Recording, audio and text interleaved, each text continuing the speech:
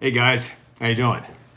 I'm Jim Lenaway, and have you been enjoying this manlihood.com thing? I sure have, and I want to thank Josh Hatcher for all the hard work that he does to encourage us guys, because heaven knows we need it, right?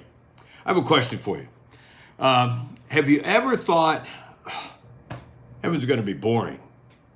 I have. As a matter of fact, back in the old days when I used to be a bartender, one of the common things that we would say to each other was, I'd rather be in hell with my buddies where we're having fun rather than be up in heaven where it's boring and no fun. Well, I couldn't have been farther from the truth. And I'd like to talk a little bit today about clearing up that misconception. And I'm basing it on a book. I'm almost finished reading. It's called Heaven by Randy Alcorn.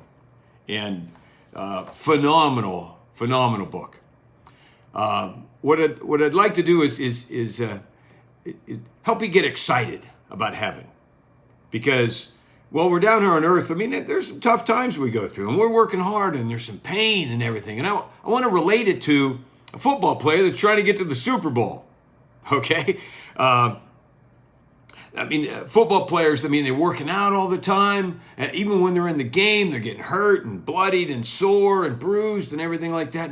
And they have good years and they have bad years, and oh my goodness, they got to learn all of the plays. But when they get to the Super Bowl, it's all worth it. It's exciting. Well, in my little analogy, life can be like that. Yeah, there's some fun along the way, and we've got pain to go through and things to sacrifice. But I want us to know that it's all going to be worth it when we get to heaven, and it's that exciting. It'll make the Super Bowl look like it's boring. All right? So let's dive in a little bit. First of all, one of the misconceptions that I always had was that heaven was going to be like this, unreal, unearthly kind of place, like we're ghosts or angels or something up there living on clouds and playing harps. And then it's one great big long church service. I'm sorry. I like church, but for eternity, man, that was not real exciting. I can see where people would think that might be kind of boring. I did. So I want you to know that heaven is a real place. There, in Randy Alcorn's book, he explains that there's kind of two phases to heaven. There's the current phase of heaven. He calls it the present heaven. And that is paradise. And paradise is the same word that they used to describe the Garden of Eden. And what it means is it's a special protected garden. So the heaven that's going on now, where your loved ones are already at, waiting for you, they're friends with lions and tigers and bears. They are walking around with Jesus. It's a real physical place. Absolutely. And so they're having coffee together and eating and in fellowship and having a good time. And that's going on now. Then, after Jesus comes back, heaven on earth. And we're one great big happy family because Satan's gone, sin's gone, the curse is gone. And the way that happens is after the tribulation and all that stuff going on in Revelations, the New Jerusalem, the city, 1,400 miles square on either side, comes floating down out of the sky and lands in the Middle East, covers the whole area. And it's where Jesus lives and where we'll live. And paradise will be in there, and the tree of life and the river of life and homes for everybody. But there's gates you can go in and out. We're not restricted to this place. No way. So think of that, and there's the new earth that it's the resurrected earth, and we become resurrected people. We're in resurrected bodies. So I'm excited because while we're in either one of these heavens, we'll be friends with Jesus. We'll get to walk and talk with God. In Genesis, where Adam and Eve were having a great time, and in the cool of the evening, they'd talk with God. We get to do that. Every once in a while, do you ever think, why did they screw that up? And you feel that urge that you wished that we could be doing that now? Well, that's a God-given urge that will be satisfied when God gets us to heaven.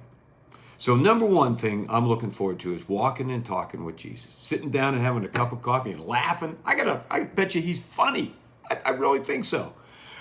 Second thing is we'll get to meet and greet Bible heroes, Moses and Abraham and Elijah and all the apostles and Mary. Wow, how cool would that be?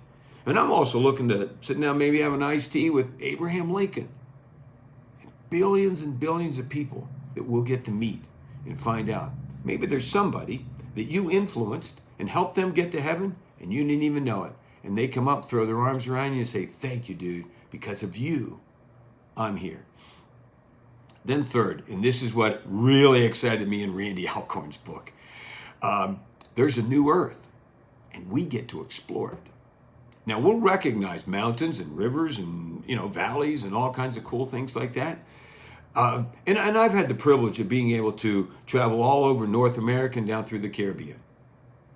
And I've seen some neat things, from the redwoods in California, the mountains in Colorado, been up in Canada where the pristine lakes are, and laid on the beach in Florida, sailed through the Caribbean. I mean, neat stuff that God has given us now. You can imagine how great it's going to be when it becomes resurrected and new and the curse is gone. We get to visit all of that. Any place we want to go. How neat will that be? But, the earth is limited. So after like 1 million years of visiting that, we still got the rest of eternity to go through. It ain't over yet, buddy. We get to explore the universe. The Bible promises that we get to see all of God's creation. How neat will that be? Go to the moon, Mars.